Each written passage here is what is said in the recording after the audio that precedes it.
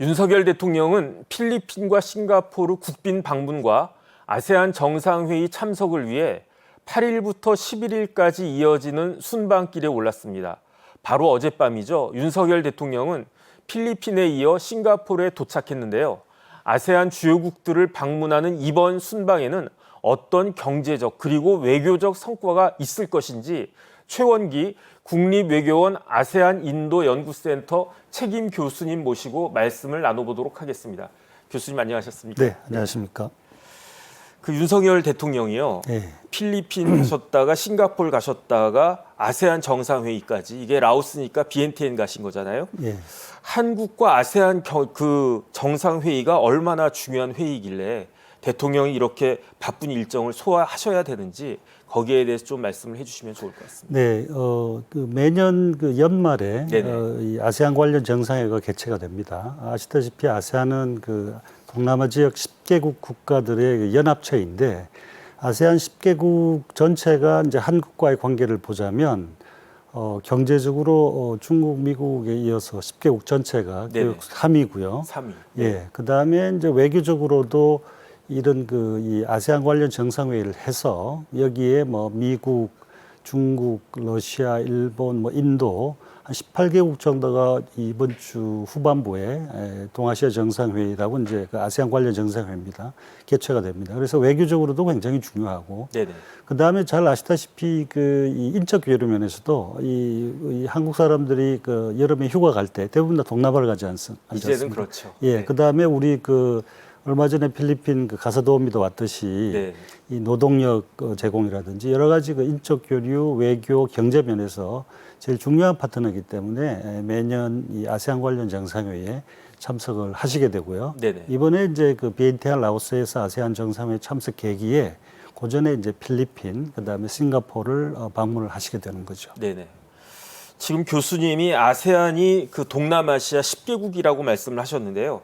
이게 아세안이라고 하는 것이 정식 국제 기구인지 아니면 그냥 10개 나라를 통칭해 가지고 다 동남아시아에 있으니까 그 통칭하는 명칭인지 정확하게 좀 알려주시면 좋겠습니다. 국제 기구라기보다는요. 그러니까 동남아 지역 10개국의 그 지역 연합체입니다. 지역 연합체. 예, 그러니까 유럽에 EU가 있듯이 아세안에는 동남아에는 이제 아세안 이게 정식 명칭은 동남아 지역 국가 연합입니다. 예, 그걸 줄여서 영어로 이제 아세안이라고 하는데 이게 65년도에 이제 형성이 됐습니다. 그래서 이 1989년도에 한국이 이 동남아 국가 연합 아세안의 이 대화 상대국 이게 이제 이 지역 기구의 일종의 파트너를 이 대화 상대국이라고 하거든요.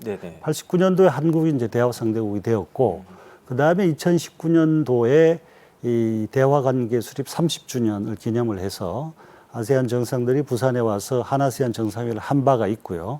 올해는 대화 관계 수립 35주년입니다. 그래서 목요일이죠. 이제 비엔티엔에 가시면 라오스에 가시면 한아세안 정상회의를 개최를 하는데 아세안 10개국과 우리나라 정상 간의 한아세안 정상회의를 개최합니다.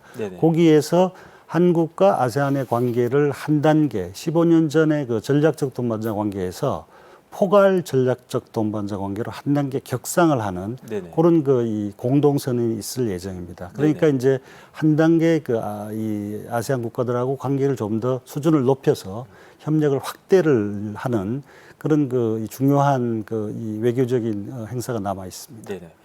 지금 교수님 말씀하신 게 1965년부터 아세안이 시작됐다라고 말씀하셨으니까 내년이면 60년이네요. 그렇죠. 예. 그런데 조금 전에 교수님이 EU하고 굉장히 비슷하다 이렇게 말씀을 하셨는데 저도 이렇게 지역기구라는 그 측면에서는 비슷해 보이는데 그래도 EU하고 조금 차이점은 어떤 걸 들 수 있을까요? 차이점은 상당히 많습니다. 그러니까 EU 같은 경우는 이 프랑스하고 이제 독일이 중심이 돼서 철강, 석탄 공동체로 이제 출발을 했지 않습니까?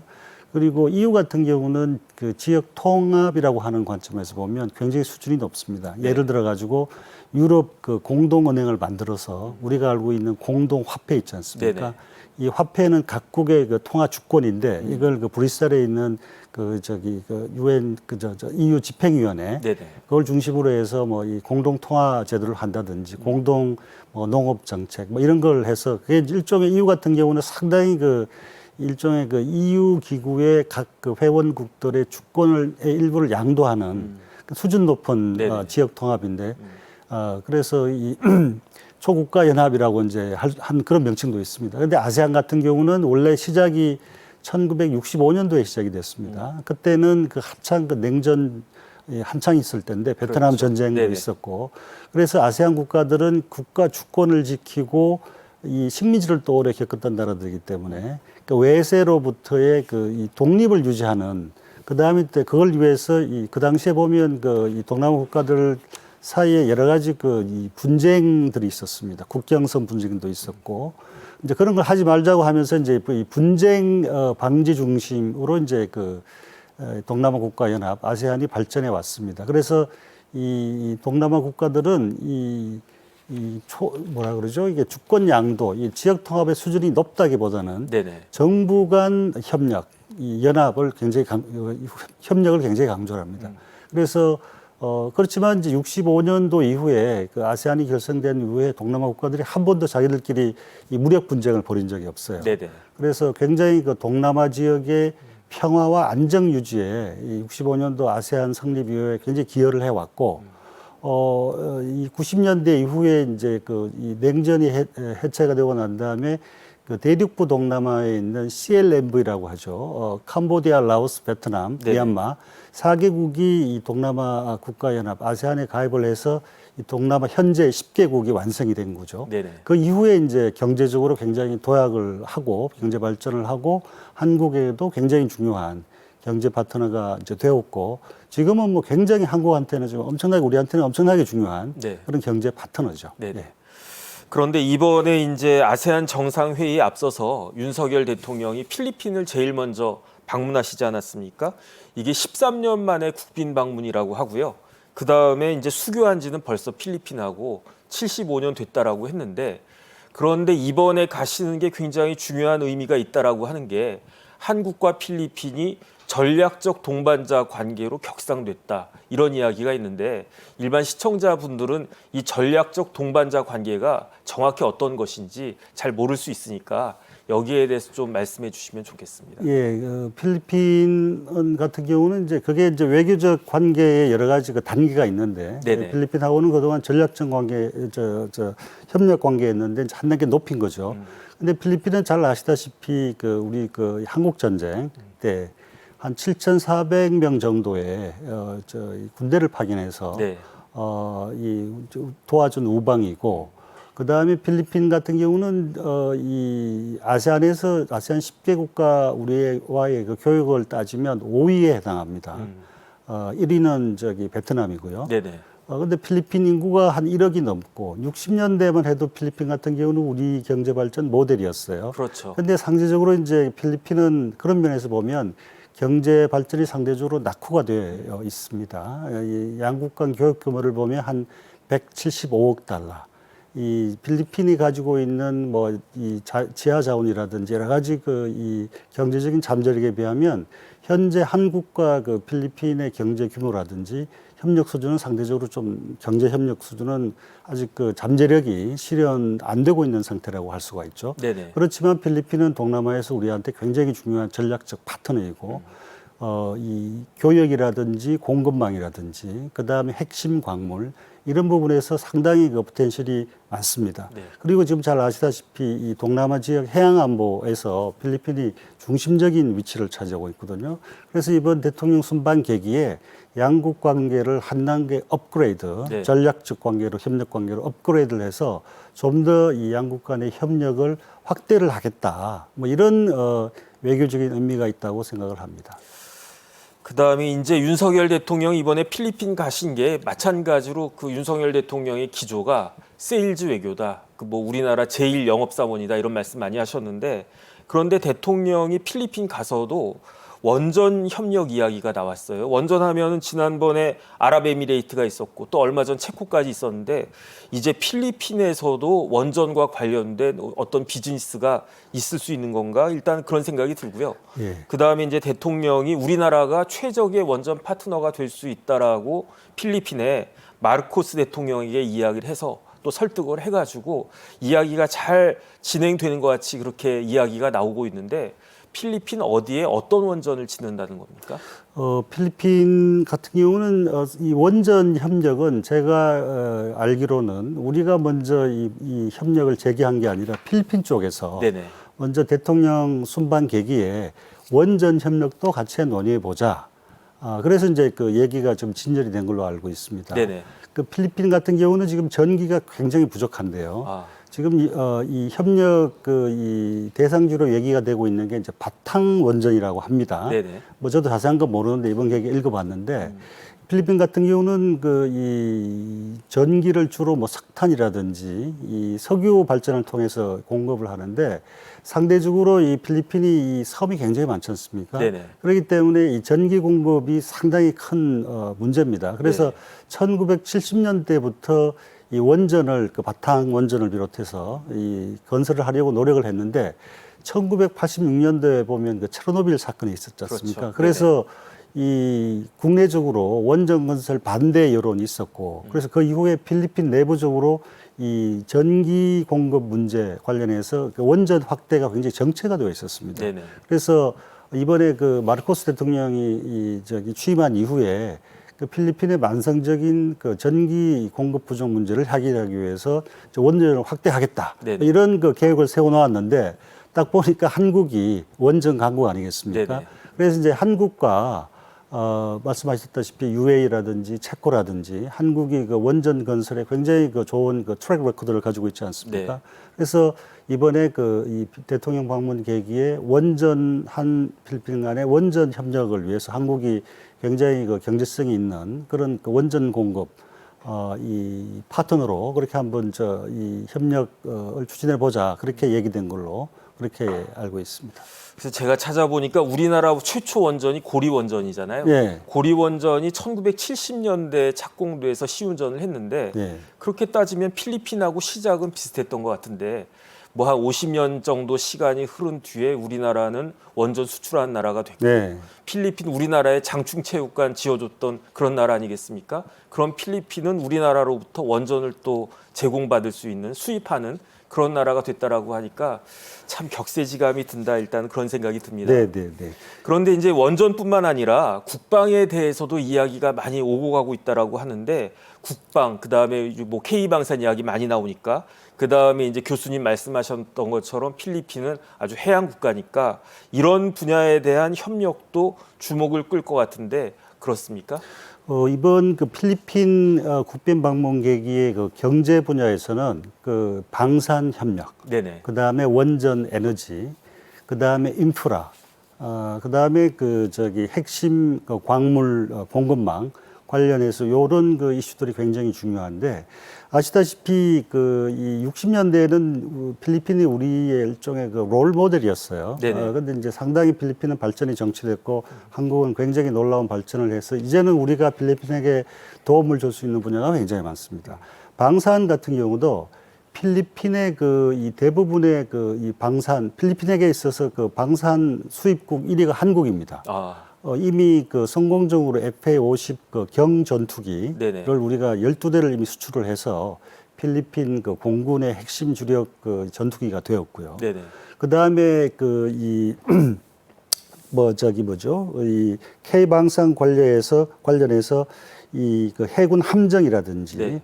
그 다음에 어뢰, 청상어, 미사일, 해성 이런 여러 가지 우리가 상대적으로 강점을 가지고 있는 그런 방산 품목들에 대해서 필리핀이 상당히 관심을 나타내고 있습니다. 네네. 왜냐하면 잘 아시다시피 지금 중국이 남중국해 지금 세력 확장을 하고 있지 않습니까? 그렇죠. 지난 수년 동안 지금 중국과 필리핀이 필리핀 건해에서 여러 가지 지금 충돌과 갈등을 벌이고 있습니다. 그래서 그런 면에서 필리핀은 이 국방 현대화 계획을 세워가지고 이 상대적으로 지금 이 무기 체계라든지 네네. 국방 능력 확보가 지금 거의 제1차적으로 중요한 국가적 과제가 되어 있고요. 네네. 그래서 필리핀군 현대화 사업에 한국이 적극적으로 참여해 달라라는 네. 게 지금 필리핀의 요청이고 이건 우리가 이 경제적인 방산의 어떤 경제적인 측면뿐만 아니라 국방 안보 차원에서도 네네. 이 필리핀이 남중국해에서 굉장히 중요한 위치를 가지고 있기 때문에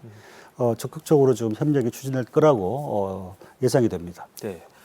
그 다음에 이제 좀 전에 교수님 말씀하셨다시피 이번에 이제 필리핀에서 그 진행되는 대형 인프라 사업에 우리나라가 참여할 수 있겠다 이런 이야기를 하셨는데 예. 지금 필리핀 정부가 BBM 프로젝트라고 하는 걸 그 시도하고 있다라고 하면서요. 예, 예. 그 BBM 프로젝트가 뭔가 봤더니 빌드 베터 모어 이걸 예. 갖다 줄여서 예. BBM이라고 하는 것 같은데 예. 얼마나 그 큰 프로젝트입니까? 그다음에 여기에 우리나라가 참여하는 게 어떤 의미가 있을까요? 그 필리핀 그 마닐라를 한번 가보시면 가보셨어요? 네네 가봤습니다. 예, 가보시면 공항에서 그 필리핀 도심 들어가기가 상당히 길도 잘 안 돼 있고 네네. 사실은 여러 가지 그 도시 인프라가 상당히 이 열악한 측면이 많은데 그래서 전통적으로 필리핀에 보면 지난번에 그 두테르테 전임 대통령 같은 경우도 그 인프라 프로젝트가 이 뭐냐 하면 그때는 BBB였어요. 네네. 빌드. 였는데 이번 그 마르코스 대통령은 네네. BBM입니다. 네네. 빌드 베트 모아. 네. 그래서 필리핀 같은 경우는 뭐 마닐라를 비롯해서 그 필리핀 그 주요 섬 지역을 연결하는 도로망이라든지 네. 기본 인프라가 잘 안 되어 있기 때문에 여기 이 관련해서 이 굉장히 큰 그 이 일종의 그 이 인프라 계획을 가지고 있습니다. 이게 이제 IFP Infrastructure Flex 프로젝트 이렇게 되어 있는데 네네. 이게 좀 필리핀 정부가 이 설정한 예산 규모는 207조 2천억 원입니다. 상당히 큰 규모의. 네. 근데 물론 이제 이게 이 재원 조달이든지 이게 제대로 될지는 모르겠습니다만은 일단 이제 우리나라 같은 경우는 그 이 유상 원조 있지 않습니까? 수출입 은행을 통해서 주는 네. 유상 원조, 무상 원조 뭐 이런 걸 해서 여러 가지 그 프로젝트에 지금 참여를 하고 있는데 그게 뭐죠? 그 이 대외 경제 협력 기금 EDCF 이게 유상 원조인데 이거 관련해서 2조 6,900억 원 규모의 그런 그 PNG 사업도 지금 이 구상을 하고 있고 네네. 그래서 다양한 필리핀의 다양한 그 인프라 관련 그 수요들이 있습니다. 네네. 그래서 이 부분과도 이제 이 부분에서도 한국 기업들 그다음에 우리 ODA를 통해 가지고 참여할 수 있는 여지가 굉장히 많다. 네네. 이렇게 말씀드릴 수 있습니다. 그러면 이제 필리핀에 이어서 윤석열 대통령이 오늘 싱가포르 방문하시잖아요. 그러면 싱가포르하고 우리나라하고 수교한 게 1975년인가 그러니까 내년이면 벌써 이제 50년, 반백년이 되는데 이런데 요번에 이제 윤석열 대통령 가셔가지고 전략적 동반자 관계를 수립한다 이렇게 발표가 됐는데 외교적으로는 어떤 의미가 있는 겁니까? 싱가포르는 인구가 한 500만 조금 못 미치고 네네. 이 동남아에서 이제 제일 그 브루나이보다는 조금 규모가 크지만 규모는 작습니다. 네네. 그렇지만은 싱가포르가 지금 1인당 GDP가 8만 4천 달러. 네네. 그 다음에 그 GDP로 봐도 상당히 뭐 작지는 않습니다. 그 다음에 그 싱가포르는 자유무역항이기 때문에 경제적으로 굉장히 중요한 역할을 합니다. 중개무역항 역할을 하는 거죠.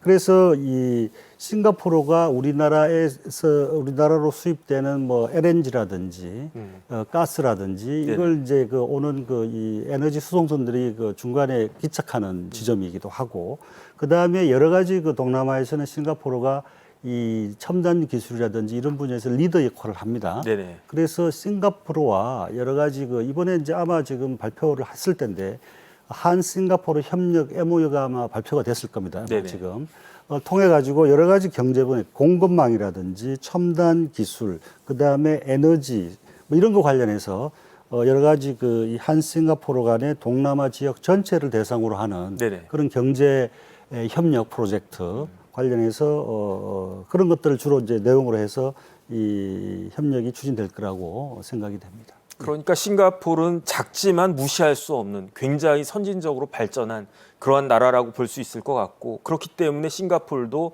우리나라처럼 AI나 디지털 첨단 산업 이런 쪽에 발전을 많이 했을 것 같은데 그런데 알고 보면은 진짜 AI 강국은 싱가포르라면서요. 얼마나 대단하길래 그런 이야기를 듣습니다. 저도 뭐 기술적으로 그렇게 구체적으로 잘 알지도 못하는데 네네. 아시다시피 싱가포르 같은 경우는 동남아 국가연합 아세안의 일종의 인텔렉츄얼 리더라고 합니다. 그러니까 뭐냐면 이 동남아 국가들 대부분은 이 중진국에 불과한데 싱가포르만 유일하게 선진국입니다.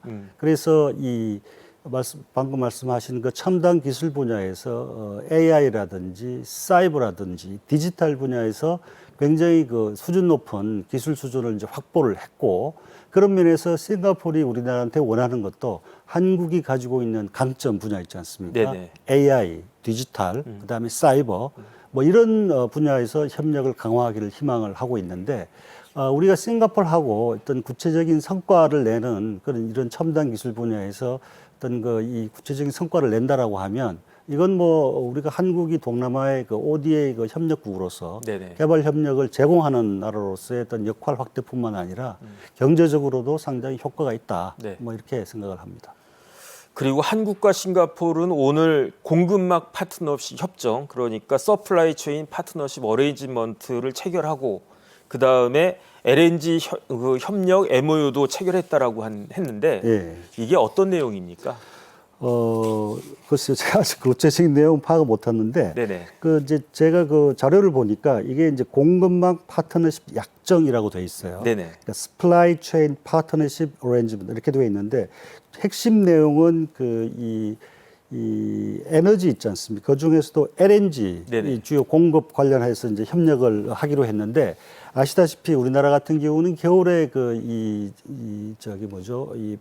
남방의 핵심 에너지원이 LNG입니다. 그렇죠. LNG원을 이제 우리가 저기 아프리카라든지 저쪽 미국 쪽에서 사와서 비축을 해뒀다가 겨울에 이제 대량 소비를 하는데 이걸 들여올 때 보면 이게 뭐 1년 전에 가격을 뭐 이렇게 산정을 해서 구매를 한다든지 이런 게 있습니다. 네네. 그 이제 에너지 시장의 이 공급 수요 이제 이런 그 메커니즘이 있는데 이거와 관련해서 싱가포르이 이 무역 중개항으로서 중요한 역할을 합니다. 그래서 이제 그 싱가포르하고 뭐 LNG 뭐 스와프 뭐 공동구매라든지 그 다음에 이 미리 비축을 해뒀다가 추후에 뭐 이렇게 들어올 수 있는 뭐 이런 그 시스템이라든지 이런 거 관련해서 싱가포르가 좀 더 좀 긴밀하게 협력을 하기 위해서 이런 이 협력 협정을 추진한 것으로 이해를 하고 있습니다. 네네. 네, 우리나라는 글로벌 중추 국가로서의 비전을 실현하기 위해 아세안과의 협력을 대단히 중요하게 생각하고 있습니다. 이번 윤석열 대통령의 필리핀, 싱가포르 국빈 방문과 라오스에서 열리는 아세안 정상회의 참석에서 좋은 성과가 있기를 기원합니다. 지금까지 국립외교원 아세안 인도 연구센터 최원기 책임 교수님과 말씀 나눴습니다. 교수님 감사합니다. 네, 감사합니다.